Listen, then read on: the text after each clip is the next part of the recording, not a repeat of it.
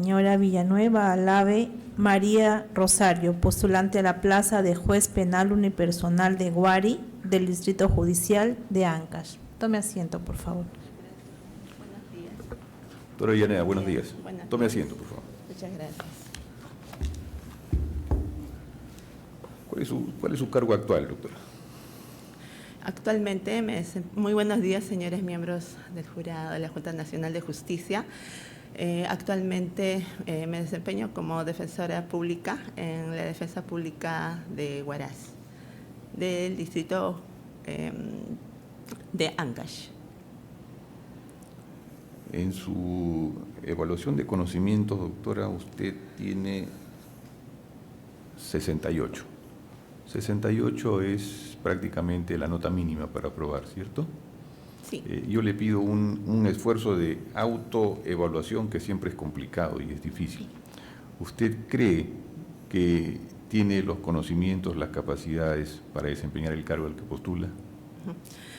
Sí, doctor.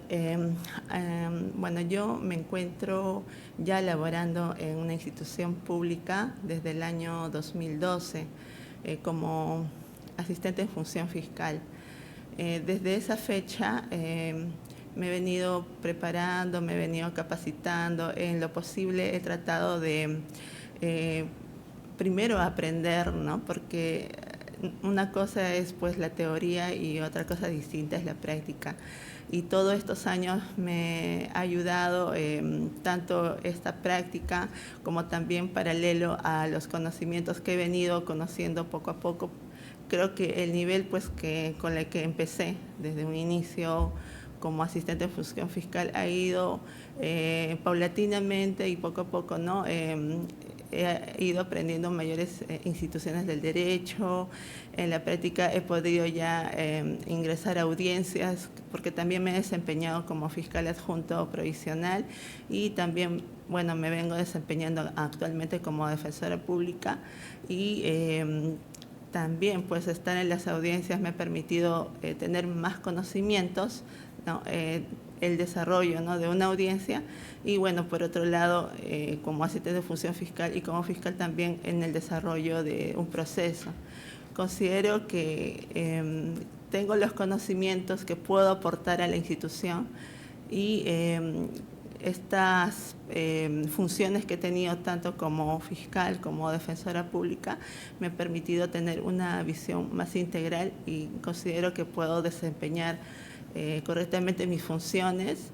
Esto no significa que los conocimientos que tenga van a quedar ahí. Evidentemente, cuando también uno está en una función como es la de ser un juez donde va a impartir justicia, requiere mayor responsabilidad y requiere estar actualizada, ¿no? permanentemente, porque es la persona que va a decidir un caso. Entonces, doctor, yo sí considero que tengo los conocimientos y también la responsabilidad y el compromiso de seguir capacitándome para desempeñar una función de manera correcta.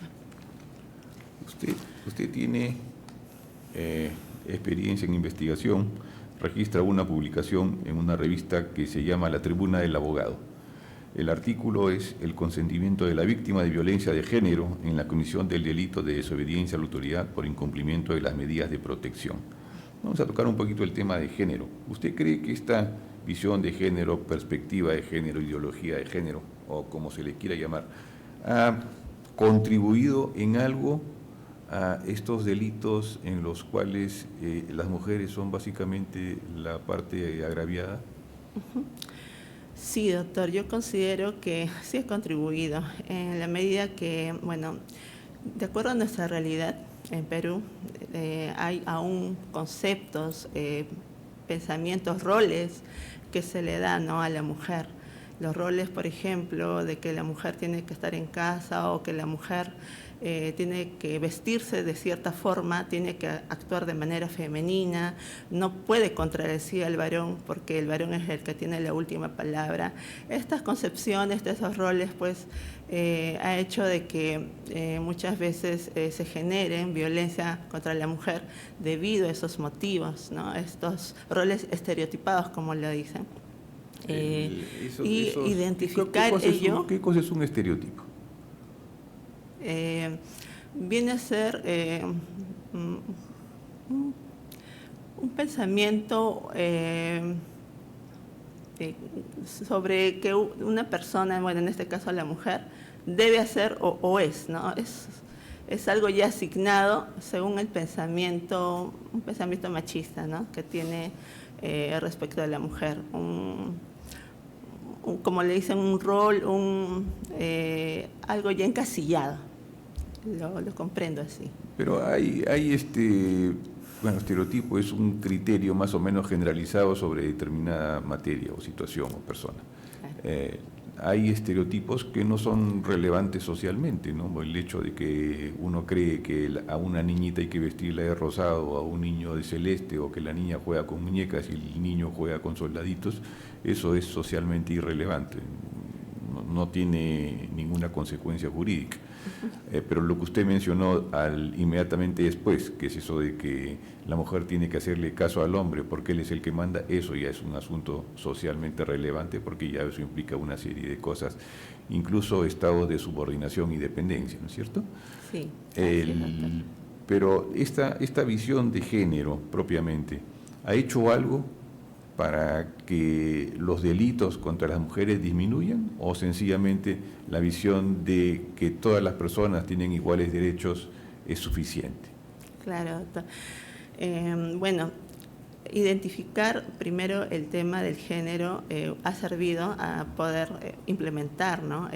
Leyes, políticas en favor a proteger a la mujer frente a esos roles estereotipados, frente a este odio. Pero definitivamente aún falta implementar,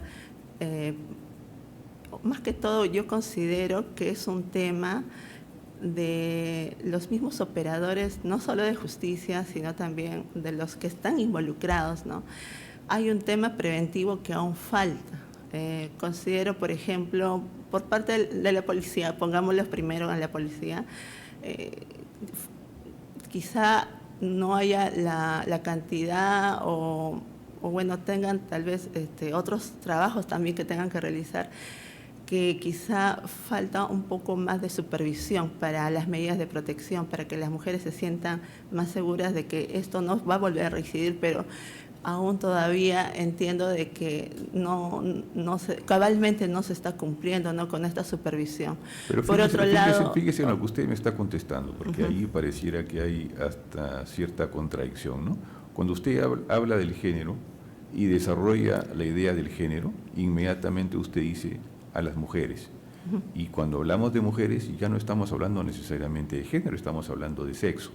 ¿Cuál es su concepto del género propiamente dicho? ¿Qué cosa es el género? Ya.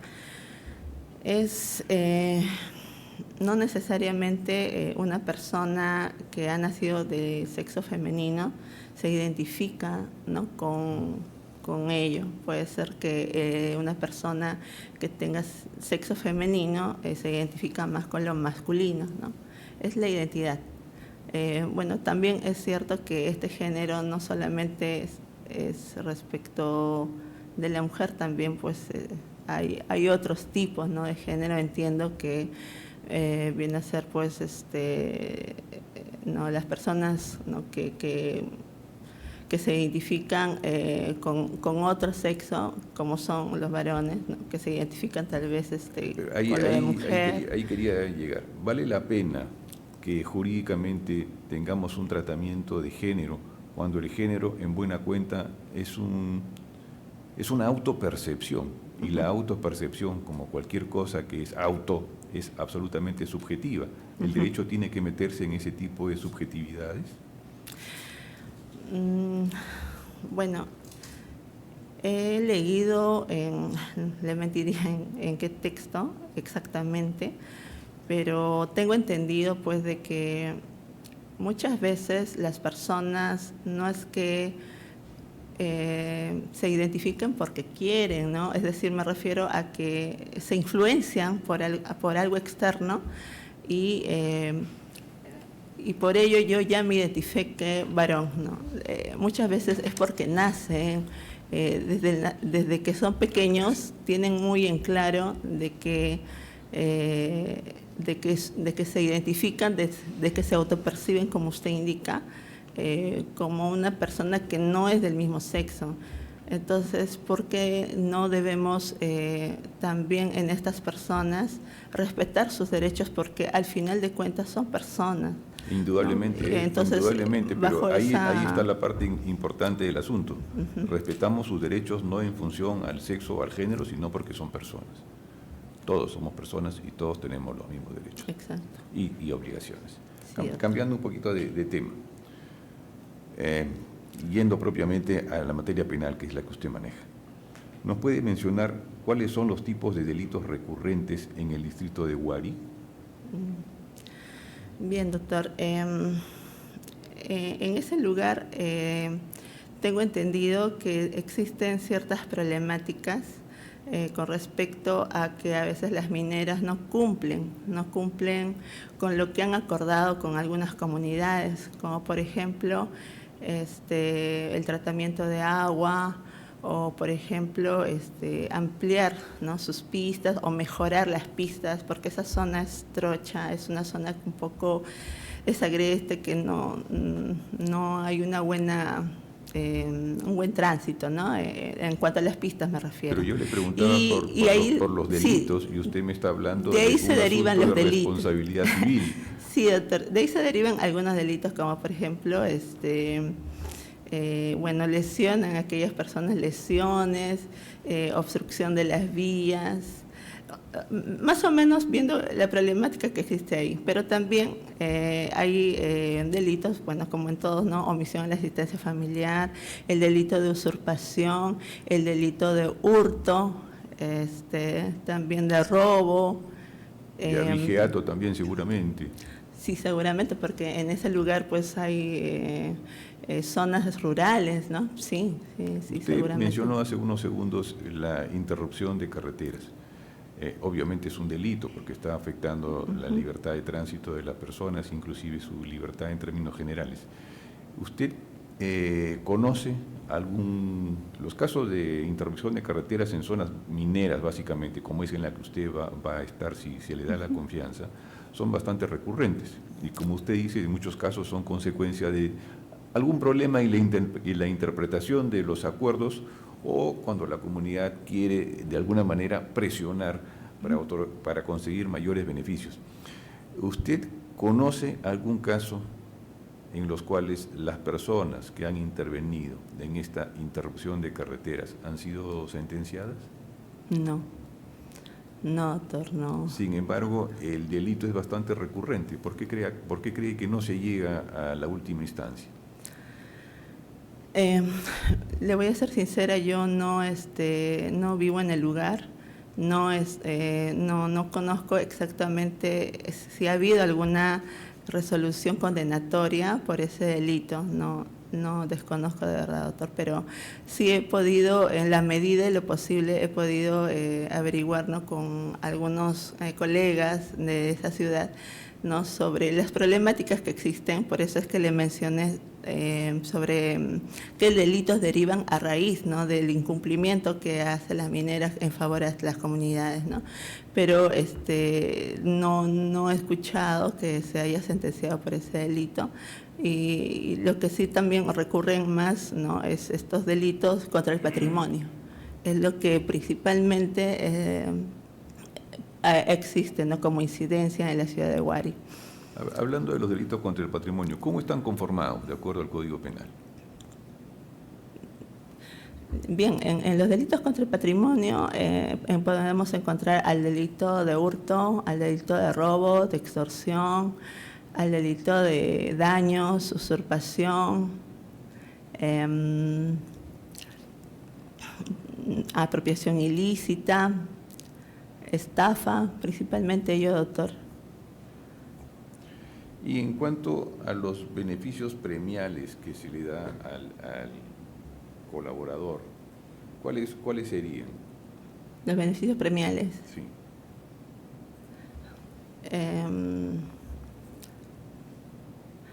¿Se refiere, doctor, a las salidas alternativas? Me está preguntando ello. Que se puede dar en esos casos. Claro, El colaborador que en un delito ya. se presenta como colaborador eficaz, ¿no? Y de alguna manera da información sobre cómo se realizó el delito, qué personas participaron. Ya, doctor.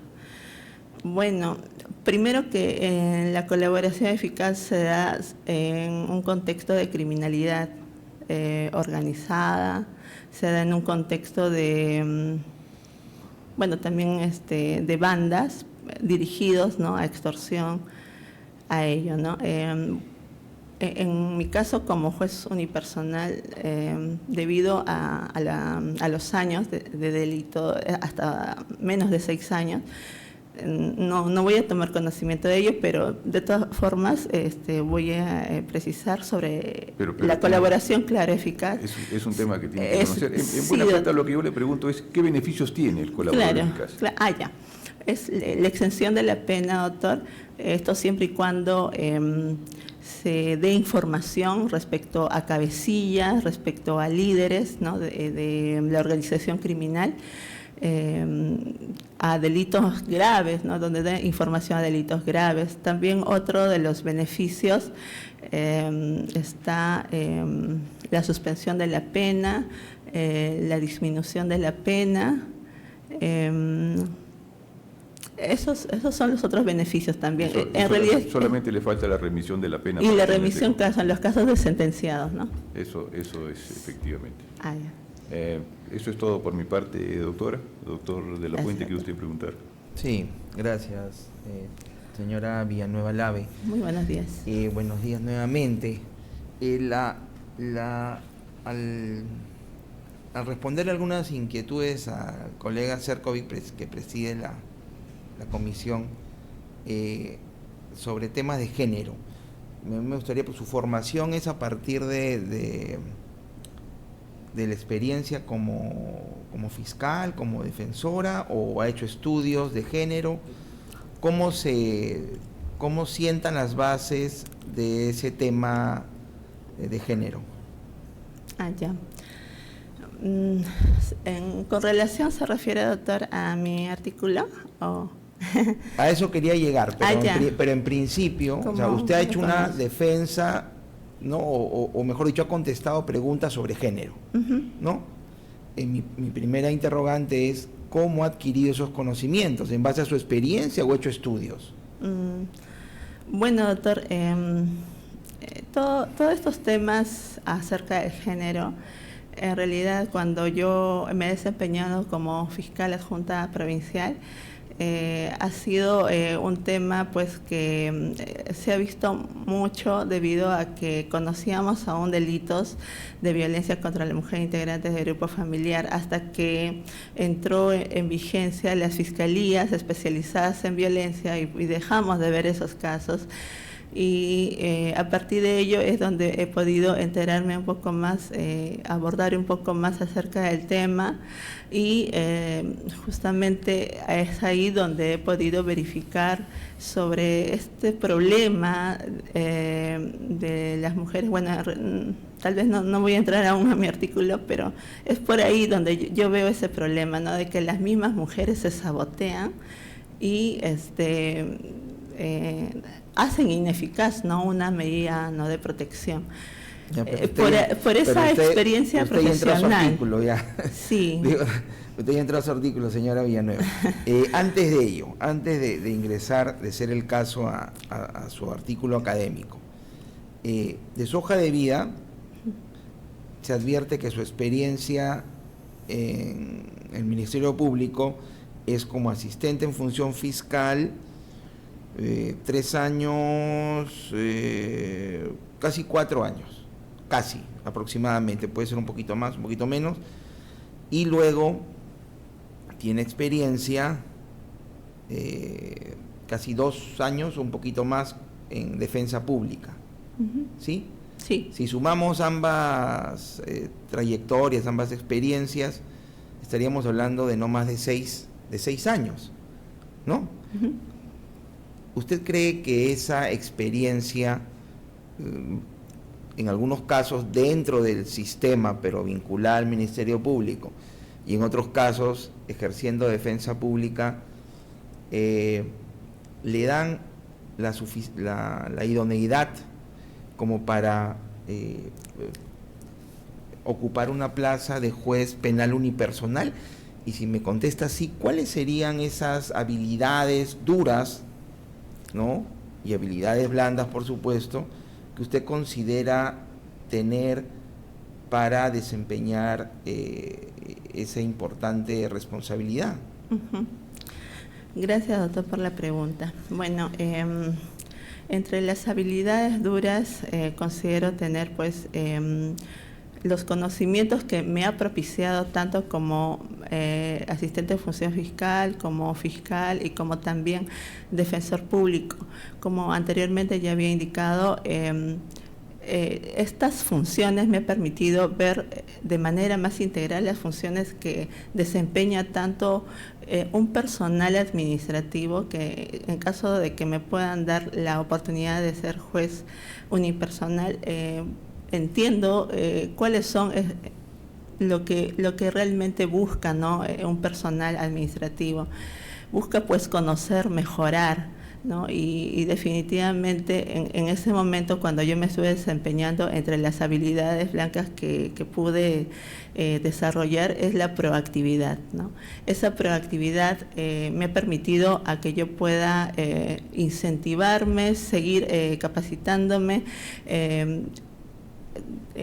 pedir, ¿no?, a mi jefe inmediato que me dé una carpeta para poder ayudarlo también en temas ya de decisiones.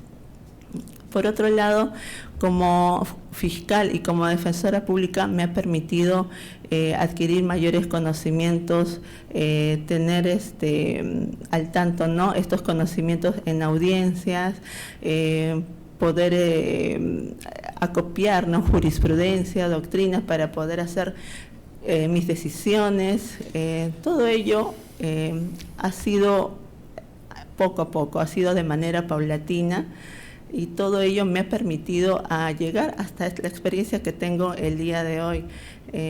Considero que estos conocimientos que he adquirido, tanto en lo procesal, a nivel del mismo investigación, a nivel del mismo proceso, a nivel de las audiencias, ¿no?, y estando como en diferentes posiciones como fiscal, como defensora pública, me va a permitir poder predecir, ¿no?, acerca de lo que va a objetar, por ejemplo, un fiscal, lo que va a poder objetar un defensor público, y este conocimiento integral me va a ayudar a poder hacer mejores las decisiones. Por otro lado, en cuanto a las habilidades blandas, quiero destacar que no solamente la proactividad ha sido lo que me ha permitido poder llegar a este nivel, sino también trabajar en equipo, ¿no? Esto ya lo he podido desarrollar mejor ya como jefa, cuando ya fui fiscal adjunta, ¿no? Ahí es donde he podido no solamente aplicar el trabajo en equipo, sino también dar esa empatía al personal para poder llegar a una meta, un objetivo. Definitivamente, para poder llegar a una meta, un objetivo, es necesario conversar, es necesario coordinar y también tomar en cuenta las necesidades que pueda tener la otra persona, ¿no? Porque muchas veces no solamente es trabajar 24 horas, ¿no? Se trata también de entender a la otra persona, de que tiene sus propias metas, de que tiene cuestiones familiares que atender. No podemos a un personal hacerlo trabajar en la misma medida que uno quisiera trabajar, sino que también debemos comprender que también tiene sus necesidades familiares y sus necesidades profesionales. Entonces, conversando, atendiendo ello y también fijándonos una meta, porque la finalidad es también que la institución se pueda ver bien frente a la población, y esto implica que los casos tengan que ir con celeridad. Entonces, por ese motivo es que hay que de alguna manera coordinar y ver algunas medidas para que también el personal no se vea pues mermado o no se vea disminuido sobre su tiempo. Y por otro lado, a la vez fijar metas para poder descargar, ¿no?, para no tener mucha carga procesal Y yo creo que con todo ello, el trabajo en equipo, la empatía, las coordinaciones que puedo hacer con esta persona, que va a ser mi personal de apoyo, podemos lograr, ¿no?, un objetivo. Entonces, yo considero tener estas habilidades blandas, así como las habilidades duras que antes he mencionado, para poder hacer un buen desarrollo como juez unipersonal. Ya. Y la pongo en un escenario hipotético. ¿Cómo abordaría o cómo enfrentaría la posibilidad de que usted no salga seleccionada en este concurso? ¿Qué haría? ¿Cuál sería su proyección? ¿Cómo enfrentaría este escenario negativo de ser el caso? Doctor, yo siempre he sido una persona perseverante. Es su primera postulación, ¿no, señora? No, en mi segunda postulación. Ya. Sí. Anteriormente me he postulado como fiscal adjunta, ¿no? Sí. Pero no lo 2022. logré, no pude, sí. En el año 2022 no lo logré. Y como le indico, yo me considero una persona perseverante. Soy una persona que siempre he tenido, pues como todos creo yo, algunos momentos en que no se ha podido lograr algo. Pero eso no significa que debamos retroceder, que debemos dejarlo ahí, que ya no debemos intentarlo. Al contrario, debemos seguir capacitándonos, debemos seguir esforzándonos día a día, y yo me considero de ese tipo de personas, ¿no? En caso de que yo no logre el día de hoy una vacante y poder ejercer esta función tan noble como es la función, ¿no?, judicial, esto no significa que va a quedar ahí. Yo voy a seguir capacitándome y voy a seguir insistiendo, ingresando a los concursos para poder finalmente lograr mi meta, porque eso ha sido una meta que me he trazado desde que estaba en las aulas universitarias. Yo comencé como practicante y bueno, pues en el Poder Judicial, ¿no? Sino que las circunstancias, las oportunidades me llevaron al Ministerio Público. Una consulta adicional y final. Usted, para pasar a la Defensoría Pública, ¿renunció a la plaza de asistente fiscal o está con licencia? Sí, renuncié. Ya. Muchas gracias por su respuesta. Gracias.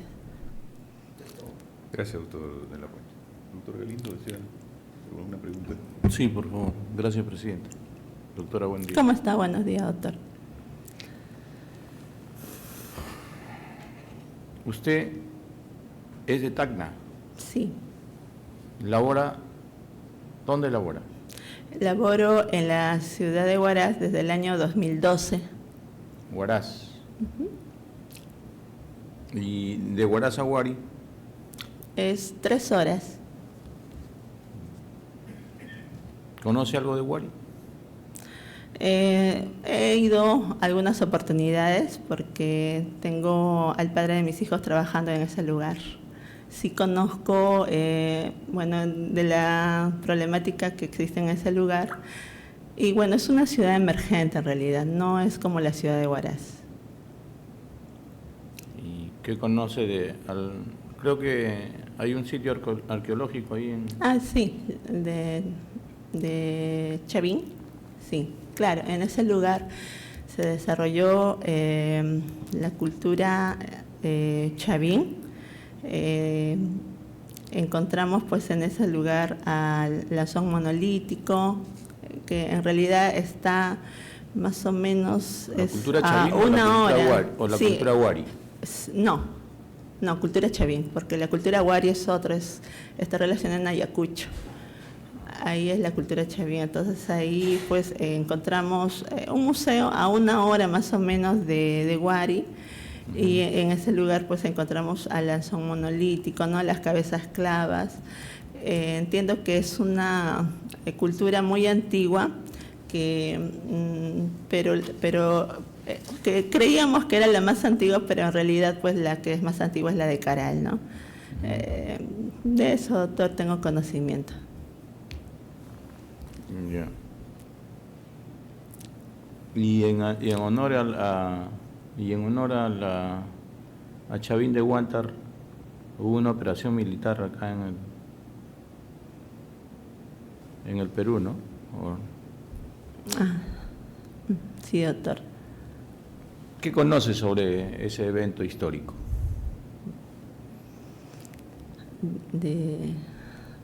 No sé si se refiere De la operación, de la Chavín de Guanta. operación. La operación Chavín de Guanta. Ya. No, doctor, la verdad no recuerdo muy bien. Entiendo que ha sido en épocas de terrorismo, en donde hubo un secuestro de varias personas, tengo entendido, y que hubo una operación para liberar a estas personas. Pero lo que puedo recordar, doctor, es que esto se dio en una época donde pues había una agitación, ¿no?, en el Perú debido a los terroristas, a Sendero Luminoso y otros grupos más que emergieron. Ya, pero esto es lo que nos puede hablar sobre de ese evento, es lo que recuerdo, doctor. Bueno, es un hecho que todos debemos conocer, todo peruano debe conocer, porque casi es un hito en lo que significó la lucha del Estado peruano contra el fenómeno terrorista. Así es. Y respecto a la carga procesal que se maneja en los juzgados unipersonales en Huari, ¿qué nos puede decir? Bien, veo que de acuerdo a la información que he podido recabar, es una carga similar a la ciudad de Huaraz. Claro, en la ciudad de Huaraz existen 4 juzgados unipersonales, tres juzgados unipersonales, pero en la ciudad de Huari solo existe un juzgado unipersonal de casos comunes, ¿no? Y ahí la carga es aproximadamente de 353 casos, cuya meta es de 161 casos. Entiendo que son aproximadamente 12 a 15 casos al mes, ¿no? Bueno, también lo bueno es que en la ciudad de Huari tiene un juzgado unipersonal propiamente de delitos comunes, porque aparte tiene un juzgado que es de delitos de violencia contra las mujeres o integrantes de grupos familiares que se abocan exclusivamente a ese tipo de casos, ¿no? Bueno, en cuanto a la carga, pues considero que si es que se me da la oportunidad podría aligerarla, en el sentido de que primero tendríamos que conversar con el personal que en ese lugar consta. Entiendo que hay un secretario de audios, otro secretario de audiencias, un secretario de audiencias y otro secretario de causas, ¿no? Me sentaría a conversar con ellos para poder verificar en cuanto a las funciones que realizan. Entendemos que ya tienen ellas sus funciones asignadas, y también de acuerdo a ello las metas a las cuales les podríamos llegar para poder bajar, ¿no?, esa carga. Eso es parte de su plan de trabajo en la eventualidad de recibir la confianza. Y ¿cuáles son los delitos con mayor incidencia que se presentan en la jurisdicción? Contra el patrimonio. Está el delito de hurto, el delito de usurpación, el delito de daños. Eso principalmente, claro que abarca también otros delitos, ¿no? También entiendo que también delitos contra la administración pública de peculado, corrupción, pero eso ya lo ve el juzgado especializado en Huaraz. Ahí solamente ven delitos comunes en Huari. Usted ha formado parte, por el tiempo que ha referido y que está plasmado en su hoja de vida, del Ministerio Público y de la Defensa Pública, actualmente es Defensa Pública, ¿cierto? Sí. ¿Hay alguna problemática que usted ha podido observar en la institución de las reparaciones civiles? Le he preguntado eso a un colega que le ha antecedido. Ya. Bueno, anteriormente veía... En ambos supuestos, ya, tanto como fiscal y como defensa pública, seguramente usted tiene un rol muy activo cuando el agraviado o víctima tiene la posibilidad de participar en el proceso, constituirse como actor civil per se, ¿no? Obviamente ahí patrocinado por la defensa pública, y si no es así, a través del Ministerio Público, ¿no? Cuando el actor civil no toma la iniciativa, o cuando la víctima, perdón, no toma la iniciativa, será el Ministerio Público. Entonces, en ambos supuestos usted ha tenido activa participación. ¿Qué problemática ha podido percibir? Anteriormente, doctor, cada juez tiene su criterio, y recuerdo que los jueces no veían el tema de la reparación o no se pronunciaban, o algunos sí se pronunciaban en el sentido de que un caso se sobreseía, ¿no? Y cuando sobreseían, en algunos casos que sí se pronunciaban, indicaban pues que el objeto civil tiene una vinculación con la acción penal, ¿no? Y si es que la acción penal concluía, el objeto civil también concluía, lo cual yo consideraba pues que eso no era lo correcto, ¿no? Porque ambos son independientes. Hoy por hoy, bueno, al menos en este último año y a mediados del 2025, ya los jueces tienen un criterio más uniforme. Ahora, cuando un caso se sobresee o con un caso se prescribe, veo que ya lo envían o lo remiten para que esto sea analizado por un juez de juicio, ¿no? de juicio oral, es decir, un juez unipersonal, colegiado, dependiendo, ¿no? Y de acuerdo a ello ya se hace un juicio acerca de la reparación civil. Eso era uno de los problemas que yo veía inicialmente respecto al pronunciamiento ante un sobreseimiento o cuando había una prescripción, ¿no? ¿Qué mecanismos usaba usted para la determinación del monto de la reparación civil cuando lo solicitaba? Ya. Por ejemplo, cuando yo estaba ejerciendo mi función como fiscal. Y ahora también como defensa pública, supongo, ¿no? Claro, para objetar, ¿no? Para objetar, porque nosotros no pedimos reparación civil. Como defensa pública no patrocina.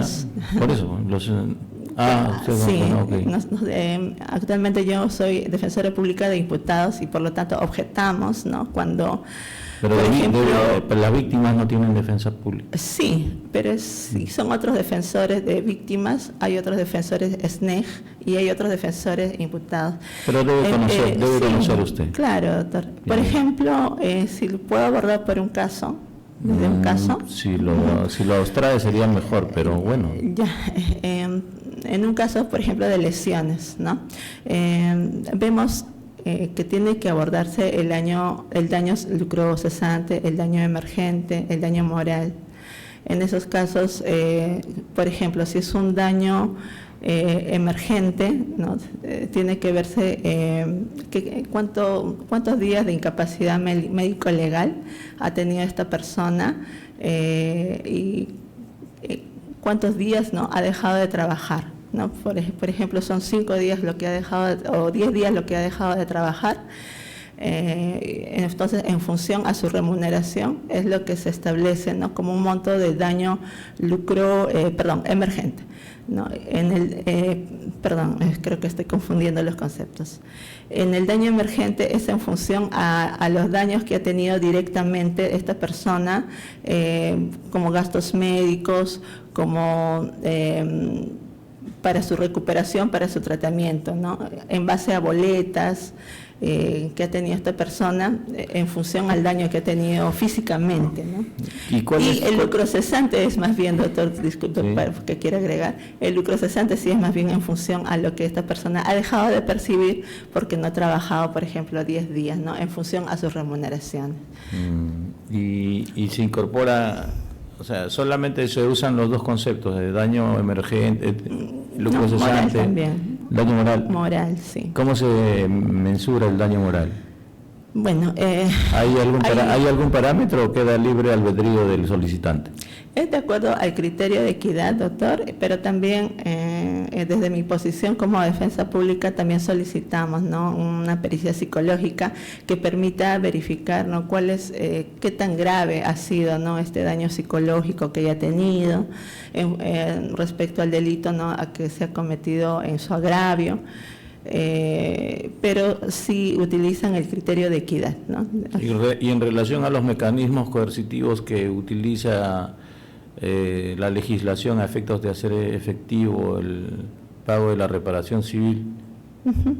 Ya, si es que se impone a una persona que ha cometido lesiones una sentencia, es una regla de conducta el pago de la reparación civil que está sujeto a que sea revocado en caso de incumplimiento, ¿no? Por ejemplo, se le impone una pena suspendida. Una regla de conducta viene a ser el pago de la reparación civil. No cumples, entonces te revocamos la pena. Pero claro, de acuerdo a los criterios establecidos en el artículo pertinente, si mal no me equivoco, en el 59 del Código Penal establece, ¿no?, de que tiene que primero amonestarse o prorrogarse, o también otro de los criterios es la revocatoria, ¿no? Pero principalmente el criterio que se toma es la revocatoria, o cuando una persona ha sido bastante renuente en todo el proceso de no querer cumplir la reparación civil. Pero si es que no ha sido así, puede ponerse los otros criterios, como puede ser el de amonestación o el de prórroga de plazo de suspensión de la pena. Bueno, pero los otros mecanismos no lo desarrolló. No, le pregunté sobre los mecanismos de coerción que pueden existir para hacer efectivo el pago de la reparación civil. El embargo se refiere al embargo. Sí. Ya. ¿Con qué mecanismos cuenta el Estado para hacer? Porque finalmente todo queda en letra muerta, la gente no termina pagando reparaciones civiles. Primero, no hay una adecuada determinación del daño. Segundo, no se termina de honrar esas deudas. Y entonces, pero usted me está diciendo que sí lo hacen, o sea, los criterios generales obviamente me los ha señalado, pero yo le estoy preguntando además de la casuística. ¿Sí tiene algo que decir sobre eso? Usualmente no se ve, bueno, yo al menos en la experiencia que he tenido sobre embargos que se hayan dado, pero sí tranquilamente se podría dar, ¿no?, una medida de embargo cuando una persona pues no ha pagado y de alguna manera pues la víctima, ¿no?, para que sea resarcida, puede utilizarse estos mecanismos, ¿no? Y finalmente creo que, si mal no recuerdo, usted ha señalado, o sus antecesoras, que el Ministerio Público es una institución jerarquizada. Usted lo ha referido, ¿no? Jerarquizada. Jerarquizada. Ya. Bueno, en todo caso, usted es fiscal adjunta provincial, provisional. No, usted es defensora pública, ¿no? Uh-huh. Y en algún momento ha ejercido como fiscal adjunta provincial. Sí.